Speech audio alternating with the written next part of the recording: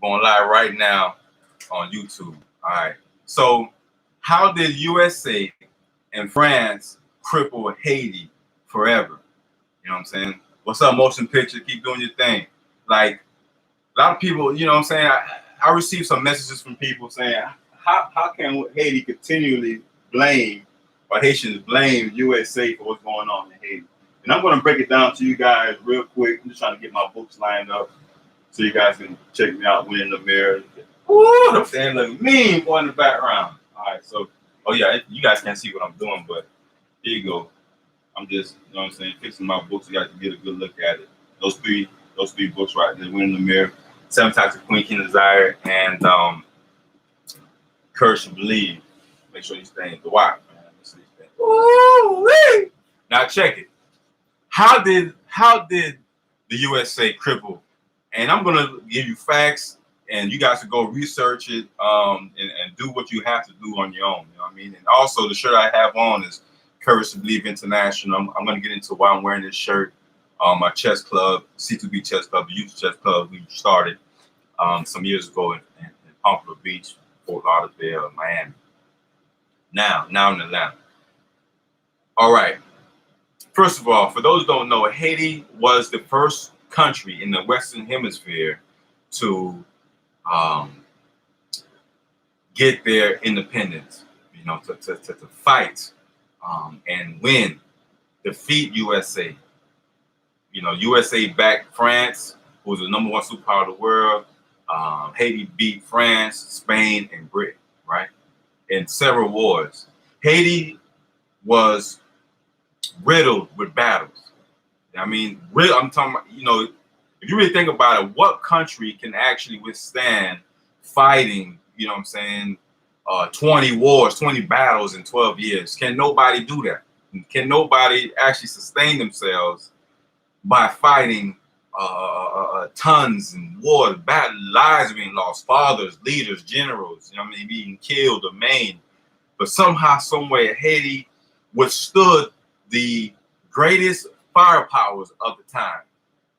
The greatest, you know, and as far as money, as far as leadership, you know, Napoleon Bonaparte, who led, you know, France after the French Revolution. And which, by the way, you guys never read about the French Revolution or watched the documentary or movie about the French Revolution, believe me, you will be intrigued. I did not think I would be anywhere near as interested in the French Revolution as I thought.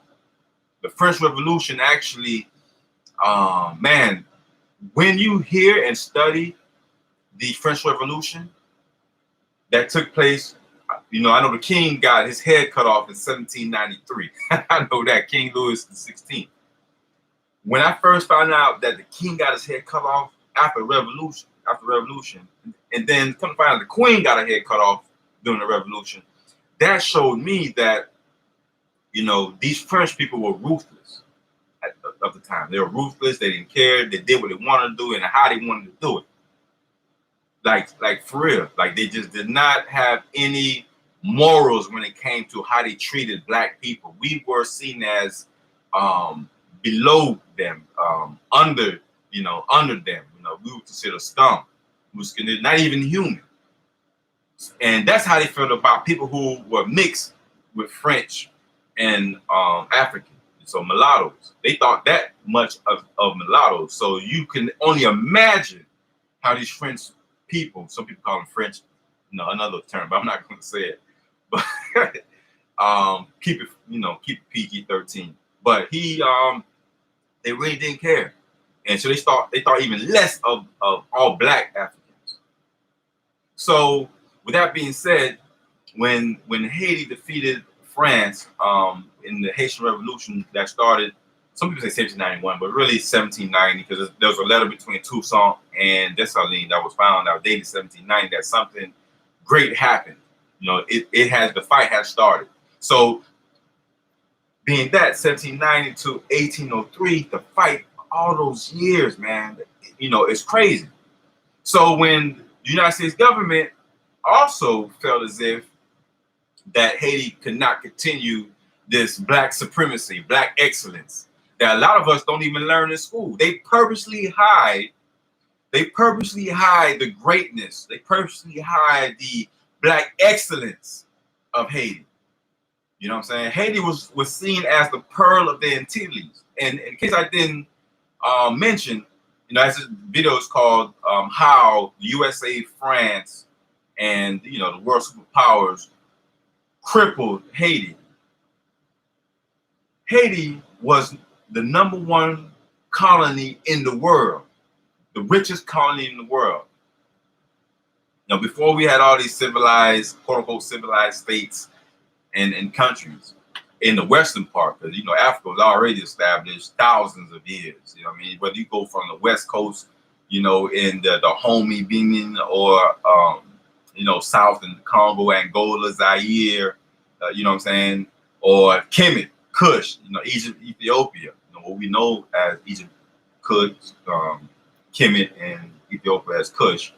Whether you go to Morocco, you know what I mean? Whether you go to Sudan, you know what I'm saying? The Nubia, which is the whole northeast region of Africa. So Africa has always has been established. And motion picture, I hear in that movie, brother, we gonna talk about that. Shout out to motion picture, all his great things he's doing in film business, all the awards he's winning. Very ambitious brother. He's gonna stop ducking me, actually call me, and stop chatting through DMs and text messages. Let's talk, brother. Let's get real with it. Now, shout out to him, man. Bless up. Much success to you, black man. Now, with Haiti being able to establish themselves, and not only did they establish themselves, they created their own constitution in 1801. Toussaint did that. There's no refuting of that. As a matter of fact, he added in there, and the first to have that in any constitution, even you know, America claimed independence in July 4th, 1776. Even their constitution didn't have what Haiti had in their constitution, which was called Constitution of Saint Domingo, or Toussaint's Constitution. Saint Domingo was the actual name before it was called Haiti, but before it was called Saint Domingo or Haiti, it was called Haiti, right? So when Toussaint was able to get his constitution published, this was a slap in the face of Napoleon, who years before this, the assembly in France gave all people, all French lands except Guadeloupe and Martinique, if I'm not mistaken, gave all the French territories freedom. They only did that, you know what I'm saying? To my surprise, I'm like, okay, France gave Haiti, you know, their independence. But what you guys don't know is that France actually was only doing that so they could make sure that the Haiti and the other islands did not fight for their freedom, that they did not, you know what I'm saying, invade these other countries. That's the only, you know what I'm saying, France did not want the Haitians invading other countries. And they begged Toussaint, the governor of Jamaica, begged Toussaint not to invade. Matter of fact, they had a treaty. They had a treaty to make sure that Haiti did not invade, you know what I'm saying, the USA, Jamaica, and some of these other islands. And I want to say that the exact name of this treaty, so I'm not going to mispronounce it, but Google it. Now, with that being said, people have asked me plenty of times, how did the United States, right? How did the United States cripple Haiti? How is it that the policies of the past are impacting Haiti and the people of Haiti right now? One, the assassination of a president should be a direct, you know what I'm saying, sign to show you, like, how does a president get assassinated? You get assassinated by other powerful people. A lot of times, thanks to the CIA, Central Intelligence Agency of America, you know what I'm saying? You know, countless presidents has been assassinated. Direct connection to the CIA. Joel Moise, the 58th president of Haiti, is no exception. Matter of fact, if you're watching this video, I don't care where you at in the world or what platform you're watching on, please like, please share it, and subscribe. However you get down, you know what I mean? Please do that. You know, please, it helps get the word out, because I'm gonna hit you guys with some powerful information. This is probably the best Black history, you know, class you ever had in your life. You know, as a matter of fact, we actually have a program we're doing for the youth. Black youth here in Atlanta and also in Haiti. That we already have a building in Haiti. There's a GoFundMe going on right now. You go to GoFundMe. I'm gonna put the link in everywhere that I am that I'm chatting right now. Look up Rosette Pierre's Creative Art Center and Museum. Rosette Pierre's Creative Art Center and Museum. If you go to my website, KevinDorival.com, you see it on the homepage, you see it on the Buying Books and Art and all that good stuff. So, we are raising money to create this museum. It's also a creative place for children to learn, become their own authors, become publishers, become movie writers, directors, culinary arts. We mix in math and science. This is a supplement to the core curriculum from the schools here in Atlanta and in Haiti. We're going to use it more as an empowerment center. Well, they're both going to be empowerment centers, but also in Haiti to teach the youth how to create their own futures, how to become entrepreneurs in the 21st century. Because right now, Haiti is backwards because of what they did. Haiti is backwards because of what 1825 France forced Haiti to pay a indemnity tax, which means they had to pay for their freedom. They had to pay France reparations for their freedom. And I can't believe it, and I can't fathom how President Boyer, who is probably the 4th or 5th president of Haiti, let me see, you have Dessalines Christophe Pétion. So Boyer must have been the 4th. Like I said, 4th or 5th president of Haiti. As a matter of fact, I have a wonderful painting. You gotta wait for me right here. I'm gonna show you guys something. Don't go anywhere. I'm gonna grab something. I gotta show you. Now, see this right here? This is I got this at the Haitian American Museum in Miami some years ago, right? This is a map of all the presidents of Haiti. You know what I mean? And so thank God I remember to pull this out. Now, as you look at this, you have all these presidents, obviously General Toussaint Louverture, who I will always say and still believe, not because, you know what I mean, because I understand the history. General Toussaint was the greatest hero of all times, period. I don't care what culture you in, where you from. Anybody want to challenge me, please holler at me. Please, I would debate anybody. I told Sarnetta, I was on Sarnetta TV last week for the second time. I would challenge anybody, anywhere, anytime, of any era, if Toussaint Louverture was not the greatest general of all time. If anybody want to put in the chat who you think was the great general of all time, please let me know. But General Toussaint laid it down. He changed the system, and I'm going to use books and evidence to show that. All right, and also you guys know history. We just don't know the gaps, the many gaps that need to be filled in. You know what I mean? And I'm going to fill it for you. Now, so you have Jean-Jacques Dessalines, Henry Christophe, like I said, Pétion, and Boyer. So I was right.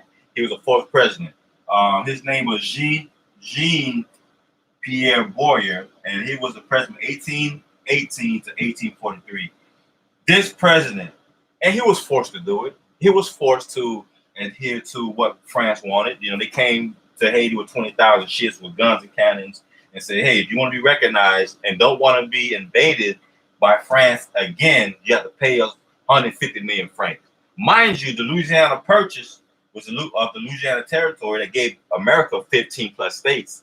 Louisiana, Idaho, North, South Dakota, all the Midwestern states was because, Haiti had to sell, France had to sell that territory because, Napoleon lost to Haiti and they needed money. You know what I mean? So I just want to show you guys this quickly. This is I've had this for many years. You know what I mean? It's probably one of my most prized, I want to say paintings, but it's not a painting. Just, you know what I'm saying? Just like a timeline, all the presidents and everything. So it goes all the way from General Toussaint to Martelly. So the President Moise is not on this. I had this for at least, I want to say 8 years. I had it for quite some time.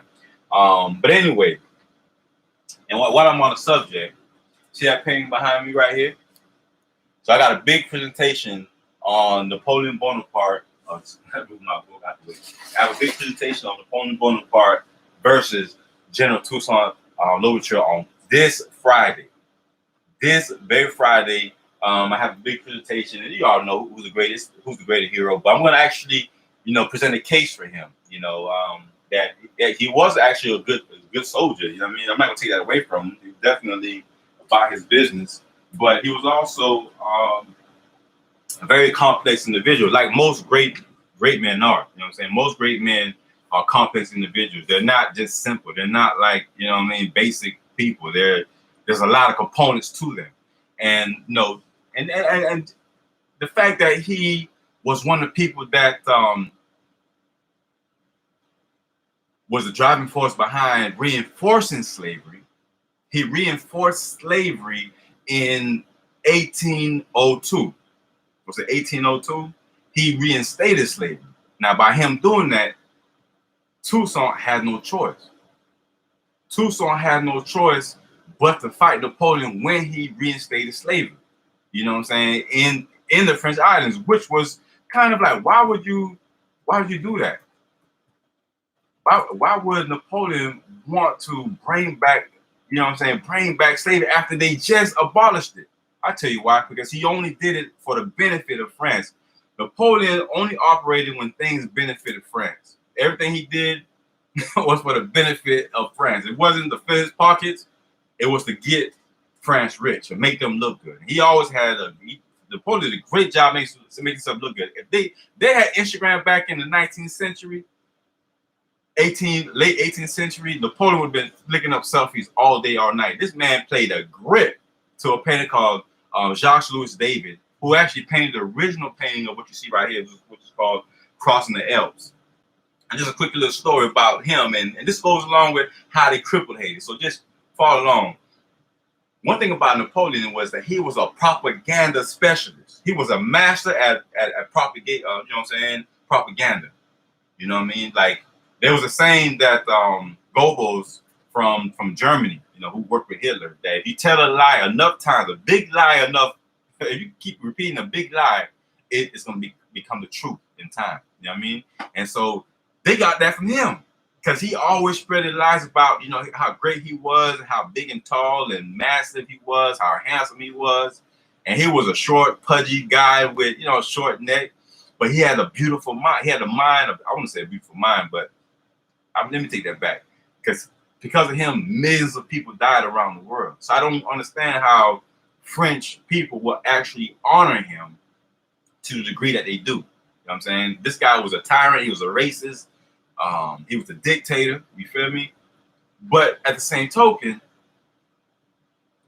he did all of that so that his legacy would last. And the legacy that he left behind in Haiti was that Haiti was open to be pillaged by anybody who wanted to rob Haiti. Anybody who wanted to rob Haiti, go ahead and do it. You had a free pass to go and do it. That's the legacy he left behind. That's why you see United States of America constantly in Haiti. Because you guys got to ask yourself, why Haiti is so poor? And this is showing, like Dr. Amos Wilson always says in his lectures and his books. You guys know who Dr. Amos Wilson is. Do yourself a favor, Google him, Dr. Amos Wilson. He will always talk about in his lectures that we are Black people. We are in a backward state of mind. We are in a backward state of mind because we allow the Europeans to dictate every aspect of our lives, from our religion, from our education, from how we view ourselves, where we spend our money. Like, we give Europeans the most highest reverence in everything. We celebrate everything they celebrate. We always are ready to, pay whatever it takes to participate in European holidays, whether it be Christmas, Halloween, Easter, etc., etc. But we have little to no celebration or holidays for ourselves. Now, let me show you this. United States, pretty smart.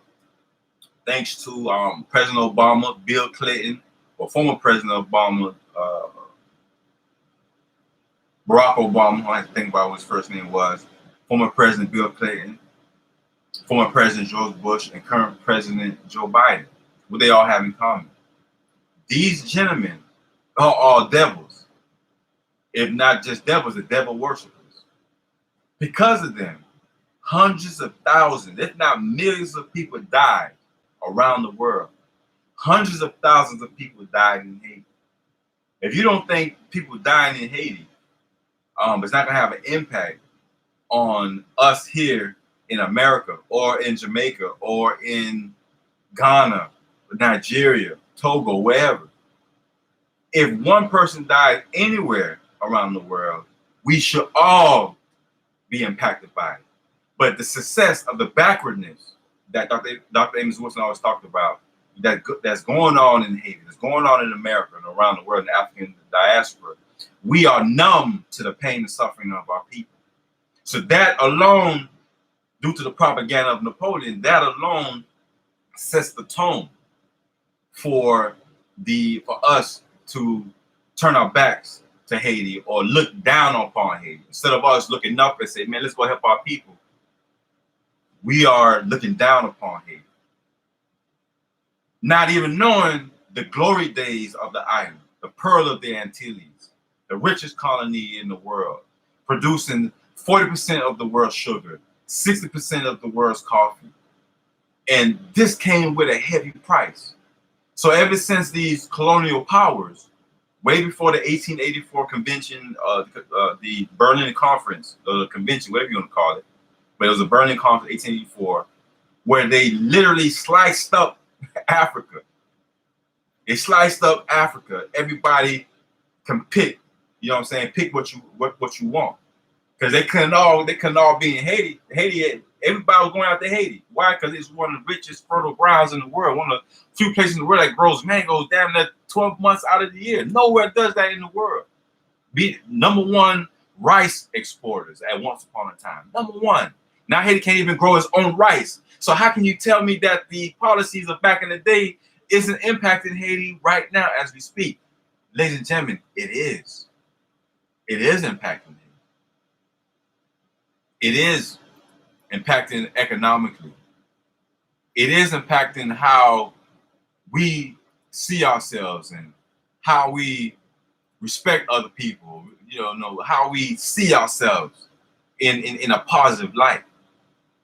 One thing I want to mention, and this is one of the books, I have three, ladies and gentlemen, I have three books in front of me, but I want to make sure I introduce you to these books, and these are not my three books.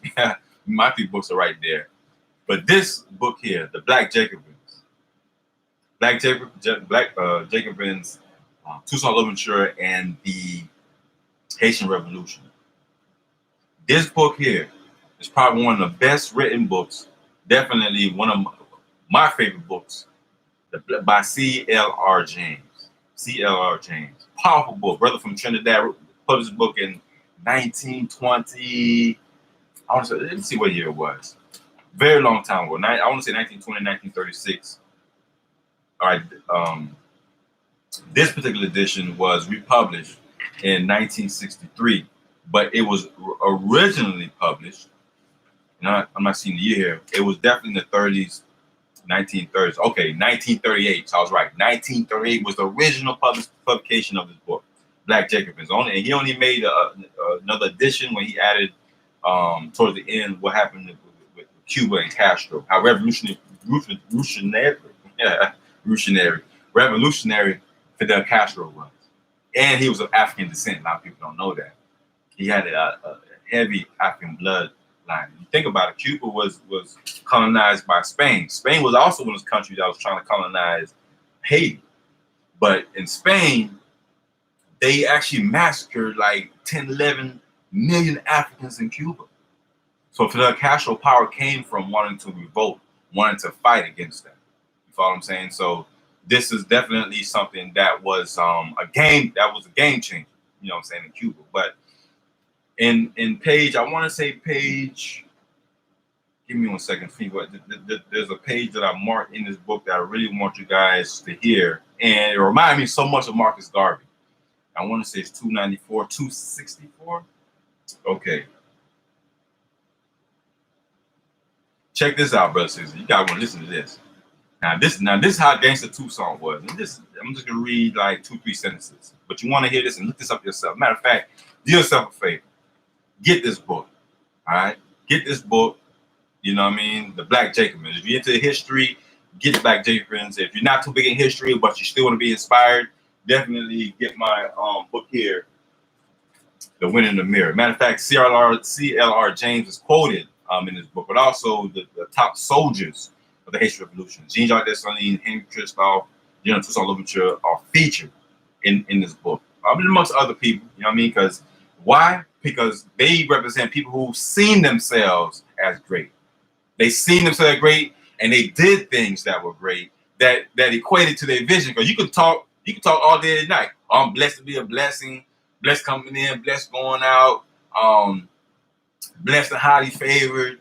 I'm the best. I'm number one. I'm queen this. I'm king that. That means nothing if you don't back it up. These gentlemen that I mentioned, King Henry Christophe, Emperor Jean-Jacques Dessalines, and General Toussaint Louverture, they didn't just talk it, they backed it up. And that was powerful. As a matter of fact, General Leclerc, and I didn't know this until I read this book, he wrote to Napoleon. He wrote to Napoleon back in 1803, 1804, these Africans that we are fighting, we are underestimating them. These guys are freaking good. As a matter of fact, we are losing this war, and we will lose this war if you don't bring me more soldiers.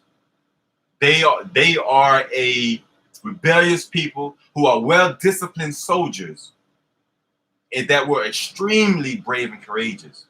He did say the word extreme, so that's the type of individuals that we're dealing with. But let me read this. Firm as was his grip of reality. Old Toussaint was about 50, 52, 51 years old at this time, which was like 1800, between 1790, 1779, 1801, 1802. The firm as was his grips on reality, old Toussaint looked beyond St. Domingo with a boldness of imagination surpassed by no contemporary. In the Constitution, he authorized the slave trade because the island needed people to cultivate it. When the Africans landed, however, they would be free men. But while loaded with the cares of government, he cherished the project of selling to Africa with arms, ammunition, and thousands of his best soldiers, and the conquering vast tracts of country, putting an end to the slave trade and making millions of blacks free and French, as his constitution had made the blacks of St. Domingo. It was no dream. He had sent millions of francs. He sent millions of francs to America for the day when he would be ready. He was already 55 years old. Now, I already guessed he was about 50, but he was 55 years old, 52. He was 55 years old, thinking like this. He was literally going to bring the war to the ports of Africa. Now, I always ask myself, even in college, because I always believed in the spiritual powers of our ancestors. You know what I'm saying? Haiti was always a country with lots of power, lots of ambition. For Africans, period.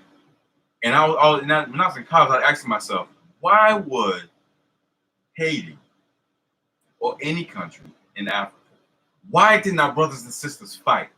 Why didn't they fight? Wouldn't God have given them the spiritual knowledge, the discernment, the wisdom to foresee a ugly future such as the Atlantic slave trade? I always ask myself, God, because I read the Bible. You know, I was brought up Christian, like many of you, some of you Catholics, some of you Christians. I always ask myself, there is no way the God that separated the Red Sea, there is no way the God that resurrected Jesus from the dead, there is no way the God that created the plagues in Europe during the times of Moses and the Pharaoh, all of those plagues, deadly plagues. There is no way that a God who will make a way out of no way, there is no way that the God of miracles, the God of the impossible, God of the omniscient God, there is no way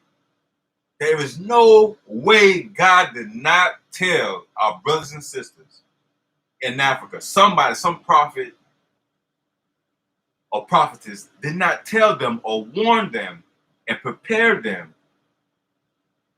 to get ready for the slave trade, to defend yourselves. Just know that you could convince me of that. If God could do all these beautiful things in the Bible, which many of the miracles I do believe, I don't believe all the miracles in the Bible happen. I just think that was a propaganda tactic to get people to the Council of Nicaea, to get people to accept one God or one religion. There is no way God did not warn of our brothers and sisters. Have you ever seen the pyramids in Kush or Ethiopia? Or the fact that the tribe in Mali, these brothers and sisters are able to see stars and already have maps of the stars? There is no way you can convince me that God did not warn our brothers and sisters of the unimaginable slave trade. Tucson. Did you hear what I just read about what he said he was going to do? And I heard this before, but I never heard about it. So I'm like, man, I got to find evidence of this. And I'm not even looking for that evidence in this book. So I'm so entrapped by the legacy of General Tucson in the Haitian Revolution. And Suzanne Bellevere, you know, the Haitian lady that also, no, not Suzanne Belair, how she was also played it. She also she led men into the war. You know what I'm saying? She led men in the Haitian Revolution. How many times have you heard a black woman leading men in war? She had to be gangster. Back to Tucson. I just want to get the warrior queens a shout out right quick, and many other warrior queens. Tucson's wife, you know, Mary, Mama Tucson, Madame Tucson. She was also extremely revolutionary. And back to what I was saying, and please like, share, subscribe, all that good stuff. I put my Cash App inside the comments. I want people to actually not just hear what I'm saying, but to support. Listen, man, ain't too many people like me out here in the world, man. Like, you know, I've been trying to stay underground for a long time because, you know, I don't want to get assassinated before I have children or get married. I don't want to be, you know what I'm saying, you know, because they kill leaders. They kill leaders like me for a very long time. But seeing what happened in Haiti and what's been going on for the past 10 years, I've been slowly revealing who I am to my people. You know what I'm saying? I always represent Haiti. Ain't no doubt about that. But back to the spiritual powers of Haiti. And thanks to everybody who's the author of the Mirror. I'm the author. Encore Memoir. Let me put the link to my books inside of the comment section. The Winning the Mirror. Thanks for asking that question. I forgot to post. That's the most recent book. And the Winning the Mirror, Activating Superpowers, Mind, Body, and Spirit. Is definitely something that I think everybody should read for many reasons. You know, I appreciate that Encore Memo. Back to what I was saying before I get lost off track. When Tucson was giving the spiritual powers, he named himself Loventure for a reason. Now, I'm going to get back to why and how the USA crippled Haiti. Because, oh yeah, write some bananas too. You're right about that. Thanks for sharing. I see the C.L.R. James book on Amazon. If you can get his book, not on, I'm going to tell everybody, do not buy my book on Amazon. If Amazon only place you can get this book, The Black Jacobins, is on Amazon, then so be it. But there's other black stores, black bookstores, black websites that sell books, support the black business. Amazon takes 70%, so do not get my books from Amazon. You know what I mean? And when you buy these books from the black bookstores, many of them, some of the money goes to their families. But I'm going to show you guys another book. When Tucson was able to see himself and call himself Loventure, which means the opening, the one that finds the way, he literally empowered himself. He literally self-promoted himself, which was power in itself. Think about what I just said. He named himself Loventure. Just that some people may call themselves king or queen or empress. I call myself King Kevin. By naming yourself of a higher title, you automatically empower yourself to be invincible. You automatically, either you possibly be invincible, or you depower. You do disempowering things to make yourself beneath or to be poor, to be seen and viewed and act in a certain way. You know what I mean? But by Toussaint naming himself that and already having the revelation he's gonna take the war to the African slave post, that alone, like I said, anybody who want to challenge me, on who's the greatest hero of all time, I don't care if you could go ahead and get Nat Turner. Shout out to the ancestors of Nat Turner. Shout out to the ancestors of Malcolm X. Shout out to Harriet Tubman. Shout out to Queen Nzinga. You know what I'm saying? Shout out to Sojourner Truth. You know what I mean? Shout out to Booker T. Washington. Marcus Garvey.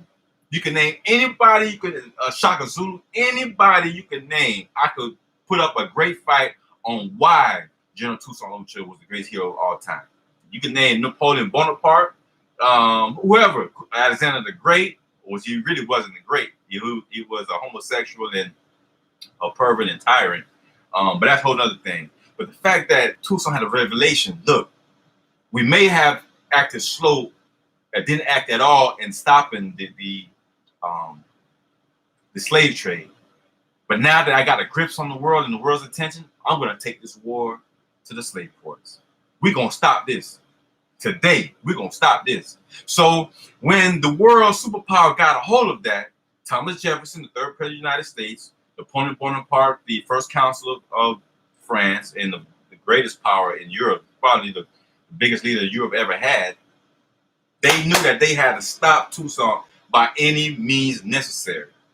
What we should do as a black people and what we're not doing right now is joining ourselves with our brothers and sisters in Haiti and helping them overthrow the superpowers that are there now. The USA, which means the USA Navy, the USA Air Force, the military, the government, the Clinton Foundation. So it's a big war. It's not like, okay, snap a finger, it's over. You know, we're going to take back our land.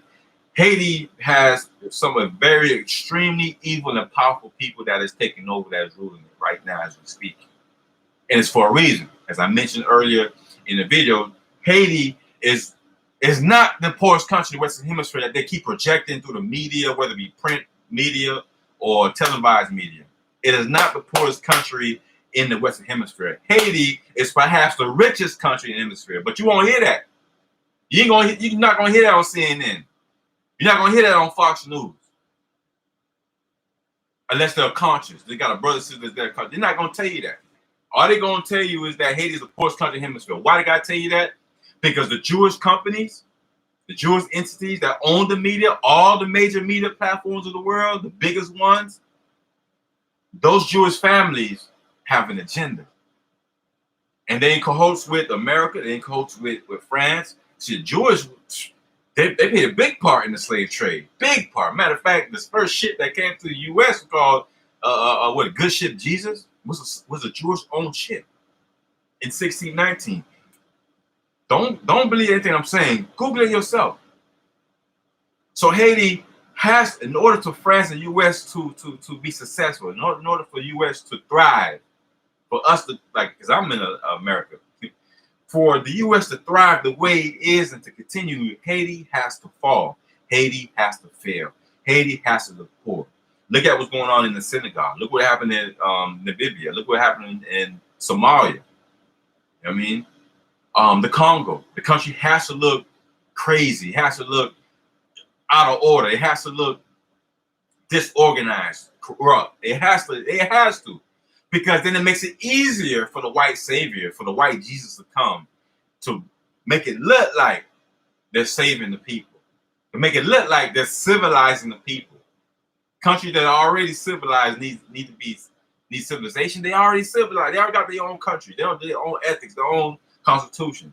They don't need to be civilized. But that's the ploy. That's the rhetoric that white supremacy uses. Whenever you see in the media when they say that we're going to bring the army or UN to bring peace and order, that's a bull-faced lie. When you ever see that peace and order, that means they're bringing the army in to bring things back to the order the way they want it to be or how it once was, which is imperialism, colonization. You feel what I'm saying? The UN, a lot of times, not even UN officers. You feel me? They're not even UN officers. These people They put on the UN uniform, but are actually mercenaries.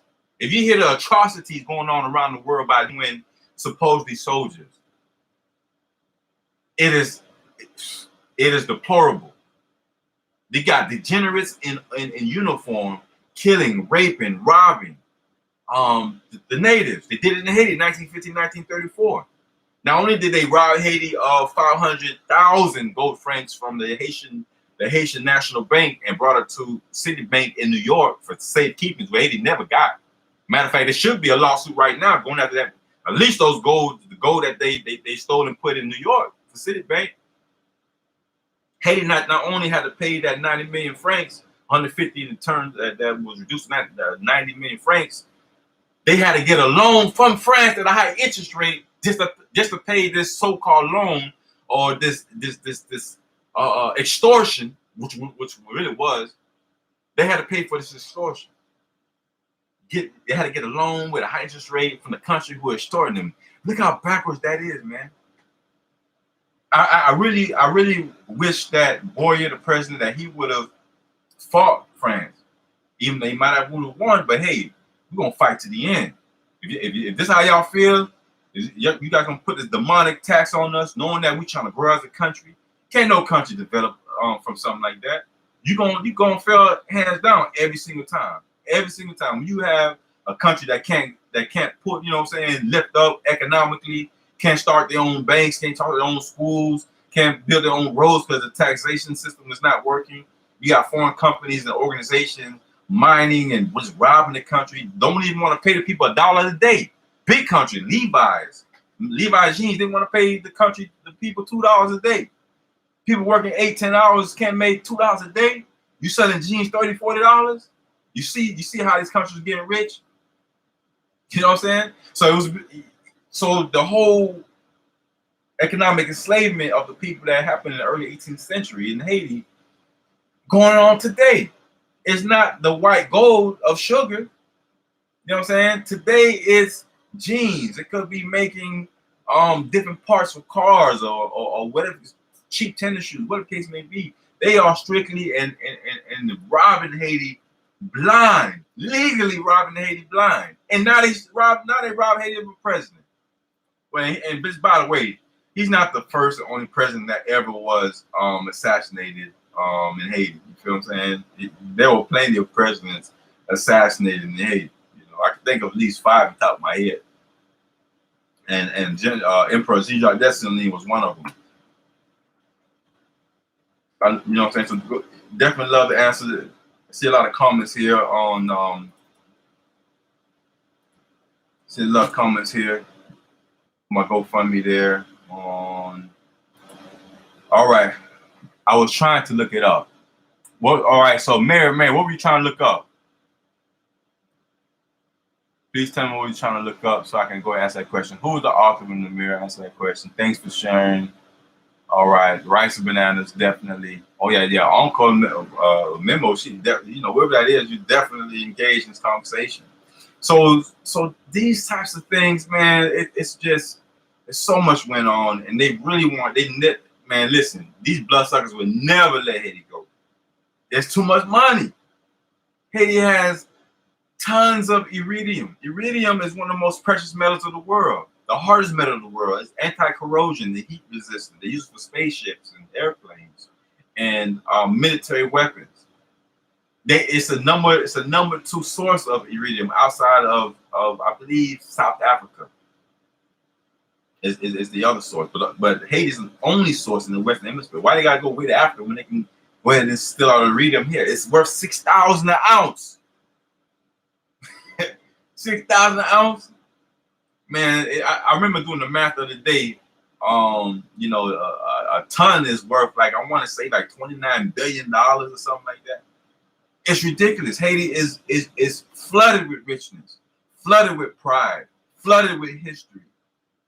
But the superpowers of the world will continue to tell you Haiti is a shithole country. Donald Trump, he's not going to say, he never said this, but you know, he was hanging out with President Moise at the Mar-a-Lago up there in West Palm Beach some years ago. He also sold territory. He sold an apartment, a high-rise in Manhattan One of his high rises in Manhattan, in New York, during the time of Papa Doc. He sold some property to some of Papa Doc's family. So he's very familiar doing business with Haitians. He may not say it publicly because it's in style to look down upon Haitians. And a lot of you Americans and Jamaicans and Bahamians, even, I was appalled by what I heard about Jamaica. They let y'all to do the same thing here, in the 90s and 2000s. The same thing, that brainwashing. Because your slave master, your master, looking down on Haiti, you gotta look down on Haiti as well. Because if this how master feel, it's how I gotta feel. You feel what I'm saying? That's the mindset we have. We don't even know it. We don't even know it. So on Friday, this Friday, before I forget again, this Friday doing the presentation, please, make everybody who's listening to this, please go fund me and RSVP. I don't care where you are in the world. It's on Zoom. Even if you cannot participate in this discussion, it's only going to be for an hour. We're going to talk for a good 30 minutes, and we're going to discuss Haiti. Not just Haiti, but who was the greater leader and hero? Napoleon Bonaparte, Emperor Napoleon, or General Jean-Jacques Dessalines? I'm going to General Toussaint Louverture. You know what I mean? Which was the greater hero? So the link, I'm going to put the link right now. I want you guys to stop for 1 second. I'm going to share this link. I want you to go on GoFundMe, not GoFundMe, but GoFundMe too. I already put that link out there for Rosie Pierre Creative Arts Center. I want you guys to RSVP for this discussion. All right, so I have the link ready for you guys. Please, please, please RSVP. Please RSVP. Okay, that's YouTube. You should have that. Oh, YouTube said your link is too big. That's funny. So let me do this. You want to. All right, perfect. Damn, there's enough room for the link. All right, so I just put the link there. Please RSVP right now while you're listening to this. And boom. Bless up, bless up, bless up. What's going on, y'all? Now, what else do I want to say? So I'm going to give a case for Napoleon, case for General Toussaint Louverture, the legacy, talk about a lot about the money. A lot of us don't know too much about the financial aspects. You know what I'm saying? How rich Haiti was, how rich General Toussaint was. We're going to learn about that. How filthy rich he was, actually. Not just in spirit, but financially. And why it was also a motive for Napoleon to want to kidnap him and his wife and kids. I'm going to talk about how the policies of Napoleon in France is impacting the world today. You know what I'm saying? Definitely by far impacting the economic situation of many countries. 15 countries I can name right now. 14 in Africa, the motherland, and then obviously Haiti. How the policies are crippling the country to make sure they don't rise up. That's why I give so much props to Bukana Safu. You know what I'm saying? The land of upright men, the uncorruptible men. You know what I'm saying? Bukana Safu under the leadership of former President Thomas Sankara. You know what I mean? And what he was able to do. He was able to kick out. Now, this is the blueprint for Haiti to get back to glory. Here's the blueprint. This is what Thomas Sankara did. This was in, I want to say, late 70s, early 80s. And he was assassinated by the French using, using his best friend, who was the commander of the army, who became the president after he assassinated Thomas Sankara. You feel me? If you don't know who Thomas Sankara is, please write that name down. Thomas Sankara. Thomas Sankara is Sankara. Like 2 A's, I believe, at the end. But Thomas Sankara, great revolutionary. He became president, and he was a humanitarian. He was also one of the first feminists, of the president feminists of the world. Like, he put women high positions in the army, just like General Toussaint did. He kicked out all the foreigners, goods out the country. Everything's gonna be made by Africans, by people of Bukana Safu, made by, bought by, and supported by. And he literally turned the country within 3 years of being president. He literally turned the country to one of the, I want to say, financially challenged countries in Africa, in all of Africa, to one of the most prosperous countries in Africa by doing that.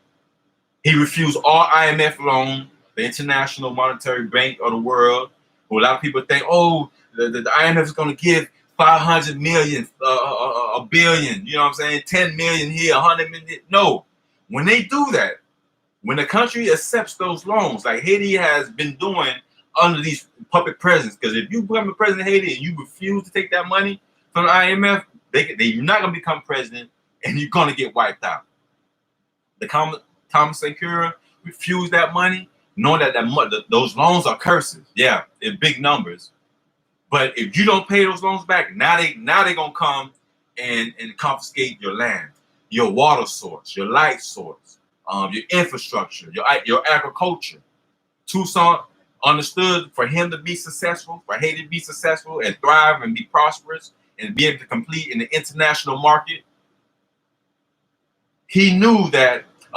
Thank you, Red Afro. He knew that. She said, "Good teaching."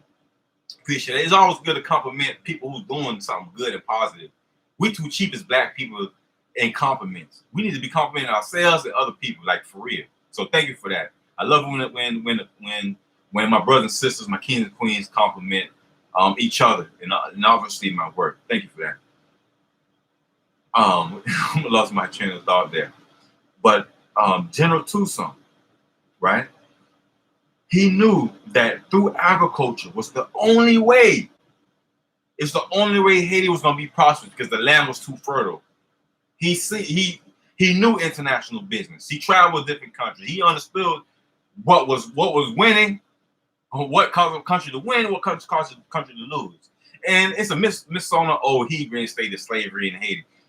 In a sense, it may look like that, but he had to get the people. He had to get the people to get back to work, so to speak. They wasn't doing those 23 grueling hours on the sugar plantations that the French had them in. You know what I'm saying? Everybody benefited. Everybody made money. Yeah, the generals, the head leaders of the armies, of the military made a little more, but even the people the laborers were making money for the first time. They wasn't, you know what I'm saying? Like, before, they're making a little money on the sides, growing a little squash and selling a little rice and plantains and sugar here. Well, it's hard to sell sugar, you know what I'm saying, sugar cane to a land with nothing but sugar cane, you know what I mean? But they were making a little money doing the slave trade, in the slave era, but under Toussaint, they made more money. And he didn't want to privatize the land. He wanted the land, everybody to grow what they had to grow, on whatever plantations that were left from the French, grow what you can grow, and certain money, it was taxed at first. It was like 20%, and he reduced it to, depending on your economic situation, and he reduced it. He wasn't like somebody who was robbing Peter to pay Paul. He was, you know what I mean? He had empathy for his people. You know what I'm saying? Like, look, all right, you ain't making $100,000. You only making maybe $10,000. So let me get $1,000 out of that, or 500. You know what I'm saying? So we can support the school system, so we can build schools, so we can build roads, use the taxes to build hospitals. You know what I'm saying? Emergency teams, in case of a fire or different emergencies. You know what I mean? Like, Toussaint had the mindset for that. He wrote the Constitution, defying the superpowers of the time. And for the fact that Haiti did that, the fact that General Toussaint was successful in doing so, they would never, ever, ever allow Haiti to be free again. They would never, ever allow Haiti to, because why? They are afraid of the Black Messiah. They are afraid of the rise of the Black Messiah. You know what I'm saying? And that's what he was. That's why Freddie Hampton Chicago was killed. Freddie Hampton was a bigger threat than Martin Luther King, Malcolm X could ever be. Why? Because he wasn't just, no disrespect to those guys, he don't take it that way. You know what I'm saying? Trust me, I'm all into Malcolm X, and he was a Garveyite. You know what I'm saying? Which I'm going to mention Marcus Garvey as well in a second. But Fred Hampton he was more than a talker. He was doing things. They actually were building a clinic in Chicago. He had all the minority organizations in Chicago joined together, not just in Chicago, but around the country. This terrified the U.S. powers. And that's what, that fear that they sense under J. Edgar Hoover, the FBI, and the CIA, that's the same sense of fear that Tucson placed on all white folks worldwide. That's why people like Nat Turner read about Tucson. Denmark Vesey read about Tucson and started their revolution, started rebelling, started killing white folks, and that's what they was afraid of. We can get killed. Oh yeah, sure, we black. You know, we number niggas anyway to them. They don't care about us. You know what I'm saying? Yeah, kill them, mutilate them, rape them, chop them up, burn them alive, dig holes in neck high holes into the dirt and smother their faces with molasses and wet sugar and let the ants eat them up. You know what I'm saying? Let these dogs go and ravage them and kill them, hunt them down and kill them. These crazy dogs from Cuba, these human eating dogs from Cuba. That's what this is the legacy. This is the legacy. This is the tradition that Napoleon Bonaparte left upon Haiti and around the world, and that is why they always and will continue to cripple Haiti. They will continue, and we will not stop. I told Synergy, shout out to Miss Andrea Baptiste, you know what I'm saying, Synergy show, you know what I mean, just got finished with that, and I was telling her on the show, man, they're never gonna let Haiti go unless Haiti is gonna have to force them to let them go. It's gonna take another General Toussaint Louverture. It's gonna take another Jean-Jacques Dessalines. It's gonna take the spirit of another King Henry Christophe to get together. It's not gonna be one person. The blueprint is already there. Toussaint already laid the blueprint there on what to do and how to do it. You know what I'm saying? They did that already. We just gotta follow suit. History is an answer for 1,000 questions. That's why I love to read. Seriously, 1,000 questions. How else would I know about Thomas Sankara? Yeah, I watched the video, but I also read a book about it. How else would I know that Toussaint Louverture loved to read Machiavelli? Abe Rinal was a French revolutionary in the Enlightenment era, you know what I'm saying, that showed him that somebody is going to fight against this slave trade. Toussaint felt as if, why not me? If not me, then who? So he got up, you know what I'm saying, picked up his sword, you feel me? He picked up his sword and said, okay, let's get it. If they want to kill us to keep us on the plantation, then they're gonna have to kill us because we're gonna fight against it. We're gonna fight for our liberty. And he did that. He literally did that. You know what I'm saying? And you have to ask yourself, why? Why don't we learn about General Toussaint if he beat supposedly the greatest military strategist of all time, the greatest hero of all of France in Europe? Why aren't we taught about Napoleon? And I hope I showed you within this video why. You know what I'm saying? Because he's seen. They were afraid. And I so badly want to try to get this page. I know I marked it in the book. I think you guys really, really, really want to hear this part, which was key to me.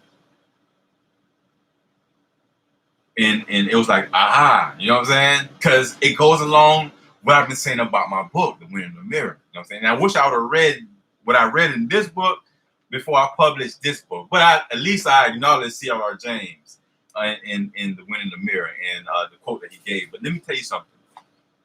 What I love in correlation to The Wind in the Mirror activating superpowers of my mind and spirit, what I love about what C.R.R. James said, I'm going to paraphrase for you guys. He said that General Toussaint and his all-black army placed so much of a fear. They reversed the fear of the oppressors that they had put upon them, that they completely destroyed the idea of inferiority of to white folks. They actually seen themselves as great. Former slaves became governors. Former slaves became plantation owners. Former slaves became liberators. It was complete reversal. That backwardness was reversed.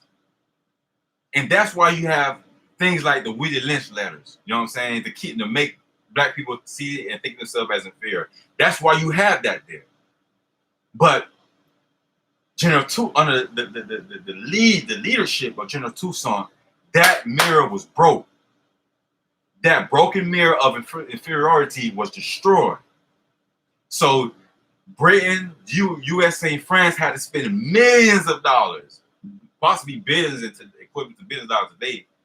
They had to spend millions of dollars, including Germany, to put back into that inferiority propaganda, thinking that we are inferior, thinking that we are less than, that we are scum of the earth. We don't know nothing. We're lazy. We're black. All we like to do is get killed and mutilated and raped. They wanted us to think that and accept that.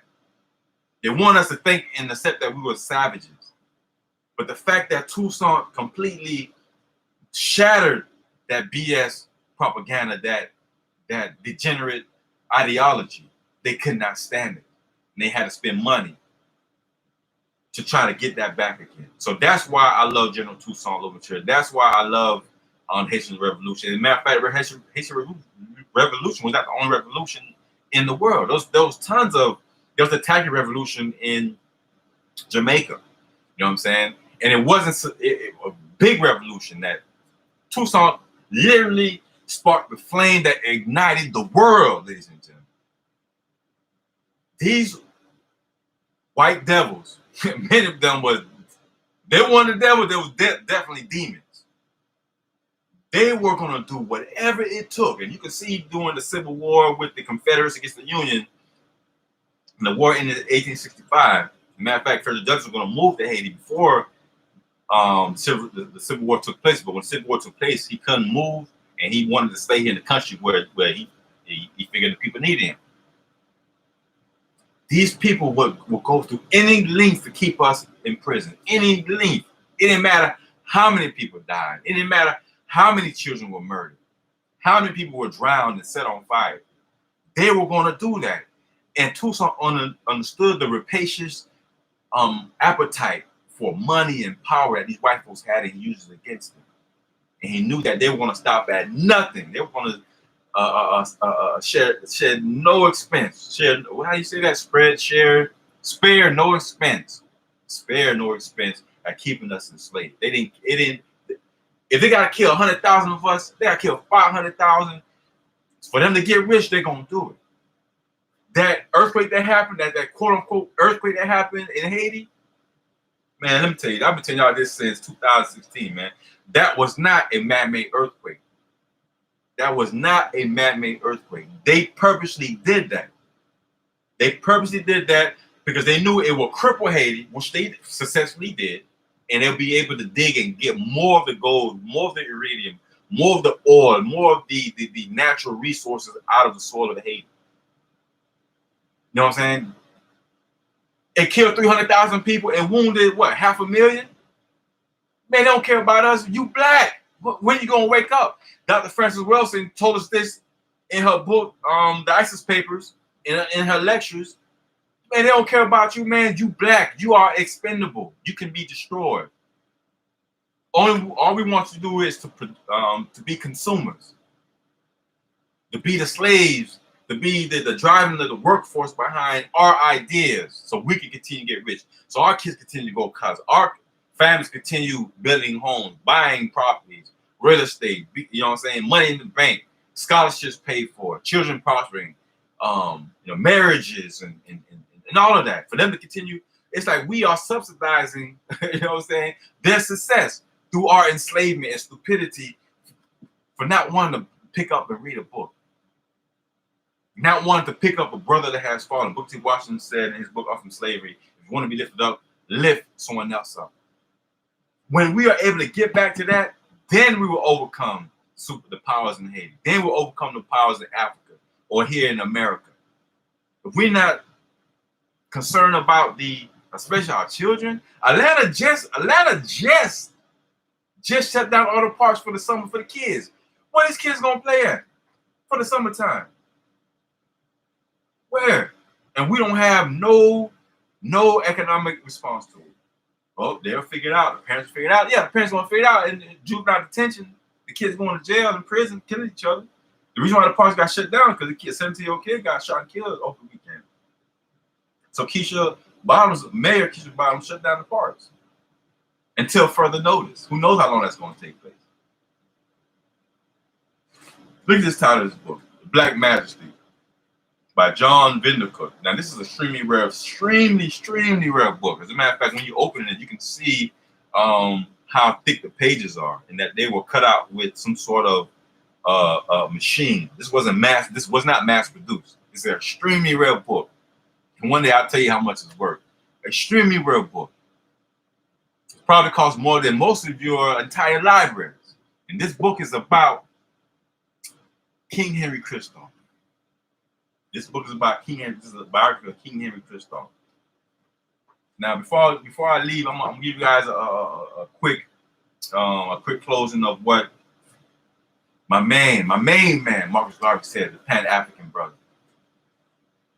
And you can see the flag right there. I should have had that up the whole time, but I want you guys to see my shirt, the C2B Chess Club Mentoring Program. So if I do like this, I step back, you guys can do both. You can see both. You can see the flag, both flags, the RGB flag, you know what I'm saying, the Pan-African flag created by Marcus Garvey, and also the Haitian flag. You know what I mean? So you guys see both. And then you can see our C2B Chess Club Mentoring Program, which is a program run by our nonprofit organization. Oh, I'm not a talker. I'm like Freddie Hampton and General Toussaint Louverture. I'm not a talker. You know, I'm more of a doer. So we created this program, chess program, which also has an arts program component to it, that we are expanding our program so that we can help situations like this going on in the summertime. So I did put the GoFundMe inside the comments. We raised $60 so far, and we're hoping that more and more people would continue to support our movement and everything that we're doing, because you know it's fantastic. So definitely please like, share, and do all that good stuff. I'm gonna read this, and I'm gonna, you know, I have it memorized, but I don't want to screw it up. But I probably should try to just, you know what, I should just try to wing it anyway. You know what I mean? Just wing it anyway. Just see, you know, how it comes out. Now, so I'm gonna say it, then I'm gonna read it word for word. So you guys, you be the judge of how good, you know, I did it. All right, brothers and sisters of Negro race, greetings. My name is Messiah Marcus Garvey. For it is time to cast out and forget the hero worship and adoration of other races, and to start out immediately creating our own martyrs. We must create our own heroes in our own image. We cannot any longer afford to admire other races while we look down upon our own. And we must give honor. Once we reach a level, once we elevate to fame, give honor to the distinct individuals that made contributions to our racial history. Because men and women deserve it. People like Sojourner Truth deserve to be alongside sainthood at the level that Joan of Arc is praised and worshipped. Crispus Attucks and William Gordon out of Jamaica deserves to be a martyr, if not higher than the others of other races. The brilliancy and statesmanship of General Toussaint Louverture deserves the highest praise out of any hero, because he outshined those of Napoleon Bonaparte, George Washington, and Cromwell. Africa has created countless heroes and sheroes, men and women, during times of war and times of peace. So why not see good and perfection in ourselves? This, ladies and gentlemen, is from Marcus Garvey. King Kevin ain't say this. Ashamika Borshengo ain't say this. Dr. Amos Wilson ain't say this. Dr. Francis Chris Wesson ain't say this. You know what I'm saying? Dr. Umar Johnson ain't say this. Frederick Douglass ain't say this. Well, actually, Frederick Douglass did say this. he did during the warfare. But this is from the man himself, Marcus Garvey, page 3 in the book Marcus Garvey, Life and Lessons. He said this. And I'm going to read it so you guys can you know what I'm saying, have, because I don't want to, you know, butcher up his speech. But, you know, you can see I pretty much I just got to review it a few times, and I have it ready for Friday presentation. Believe that. Fellow men and women of the Negro race, greeting. The time has come for the Negro to forget and cast behind him his hero worship and adoration of other races, and to start out immediately to create martyrs of his or her own image. We must canalize our own saints, create our own martyrs, and elevate to positions of fame and fortune to honor Black men and women who have made distinct contributions to our racial history. Sojourner Truth is worthy of the place of sainthood alongside Joan of Arc, Crispus Attucks, and William H. Gordon, are entitled to the halo of martyrdom with no less glory than that of martyrs of any other race.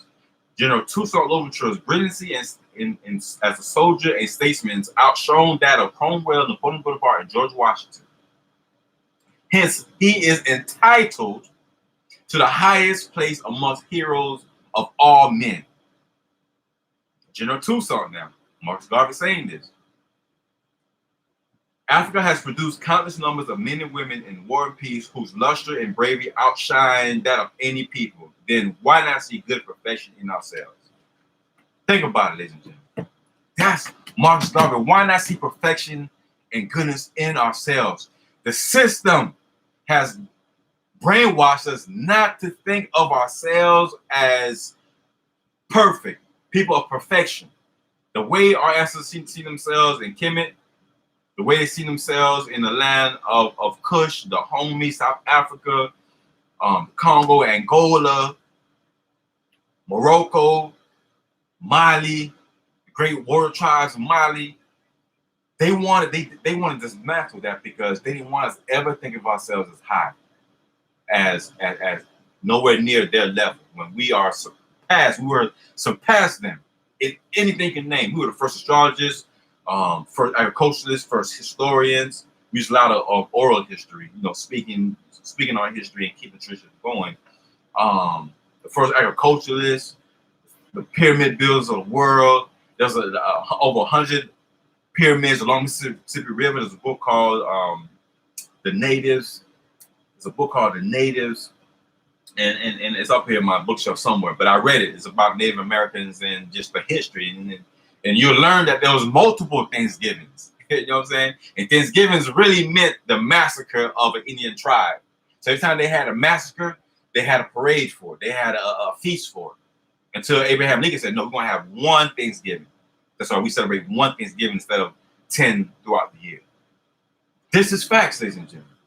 And then these types of information of real history and how we can use it in today's present time to our children today is what we're striving to do with the Rosette Pierre Creative Arts Center, where they're going to learn history, learn art, culinary, they're going to learn mathematics, learn how to write their own books, produce their own films, produce their own films. Beautiful thing, but as artists, how do you make money as an artist? How to go about the business of art. Our children's going to learn those things. So we're raising the money to GoFundMe to expand our current C2B Chess Club mentoring program. We are 501c3 Curse Beef International.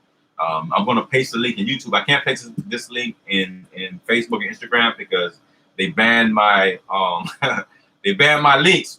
You know what I'm saying? They're saying I'm too pro-black. I'm uplifting the people. It goes against the community standards of Facebook or whatever BS they're saying. But I'm him. I'm that man. I'm that soldier. You know what I mean? I have the knowledge. I have the wisdom. I have the experience in our community, and I'm passionate about our people. You know what I mean? And a quick story. Some years ago, before I started C2B, matter of fact, let me show you guys the back of this shirt. You guys can see it. Can you see it? Let me see the back. Can you see the back? Black on black love and unity. That's that's power right there. You know what I'm saying? We designed that, and man, so many great things we did with our chess program. We want to take it to a higher level because we understand that if we're gonna make a change, a substantial change in our community, like Dr. Francis Wilson always talked about it. Carl Anderson always talks about it. Dr. Amos Wilson always talked about that. So many great leaders and teachers. We have to change the system, the policies. We can't sit here begging massa. We can't sit here and continue begging massa. Stop begging massa. We got to do this on our own. And we're not asking people to donate thousands of dollars, even though we would love that. But even if you could donate $5, $10 right now, 20, 50, whatever, this is going to happen regardless. If I have $100 or $100,000. We're gonna do this program. We're gonna do this program because in order to stop our kids from killing themselves, our kids from going to the school to prison pipeline where it's created, this system is made for us to fail. There's no doubt about it. You can see it. Over 1 million brothers and sisters in prison right now as we speak. Thousands of teenagers are somewhere, somehow, either in court or juvenile system right now as we speak in America. Hundreds of thousands of children are starving right now in Haiti. Something must be done more than talking in front of the camera, more than just posting videos and blogs, in which I do all of the above. We got to start lobbying. We got to start supporting some of these programs, like the one that I presented to you guys through our GoFundMe and through our website. Go to divinebooksofart.com. I didn't put it on there. This is our new website. This is our new website, divinebooksofart.com. Thank God Facebook has now blocked it, so I'm going to start pushing it a lot more. It just was released last week along with the new book, Winning the Mirror. So there's 3 websites that I put on here. And I definitely want you guys to go ahead and there's 3 websites that I put in the description. Divinebooksofart.com. I'm going to put this in here in Instagram as well. I want everybody to, just check me out. You know what I'm saying? Do your research. You might like, this guy might be another scam. He trying to do another Dr. Umar Johnson school. No. This is our own thing. We've been doing this. We've been books, Divine Books and Art.com.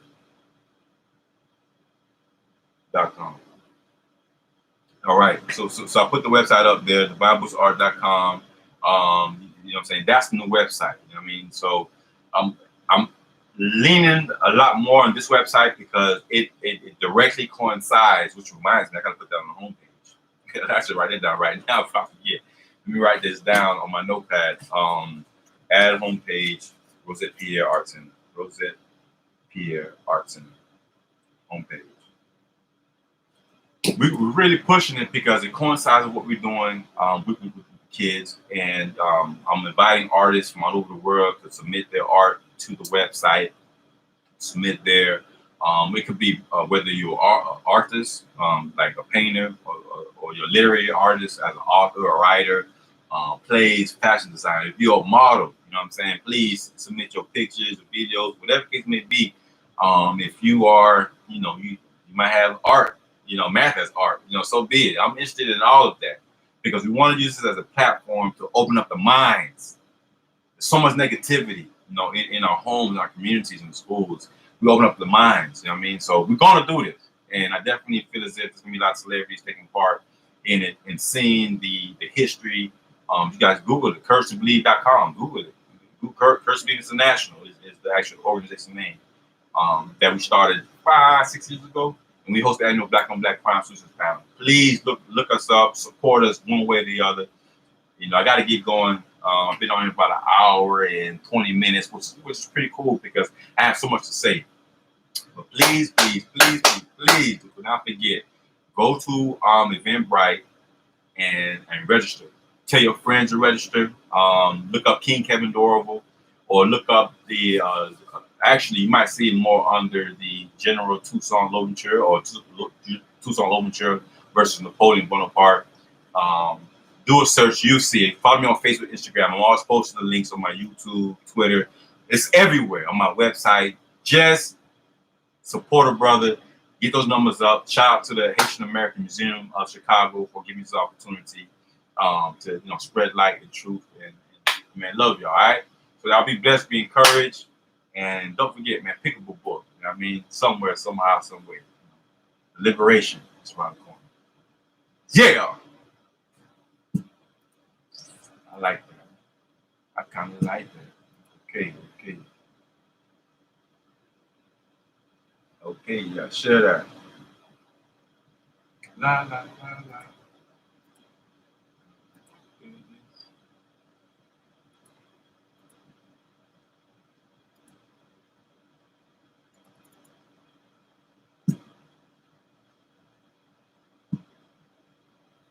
Now, I wonder what.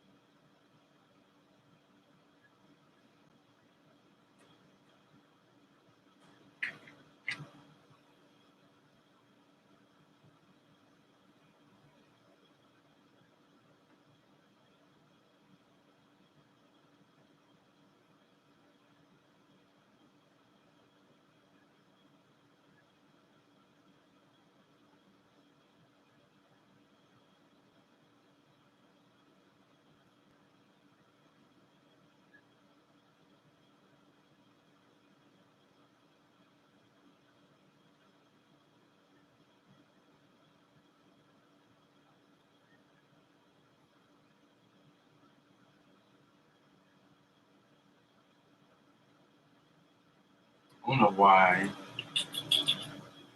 Stream.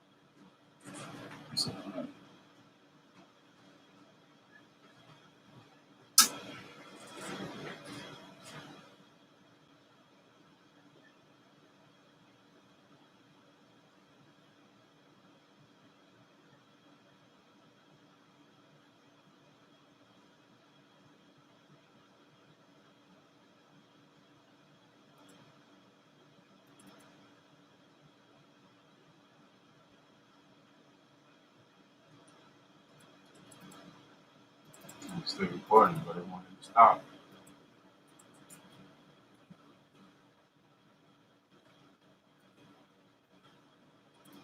All right.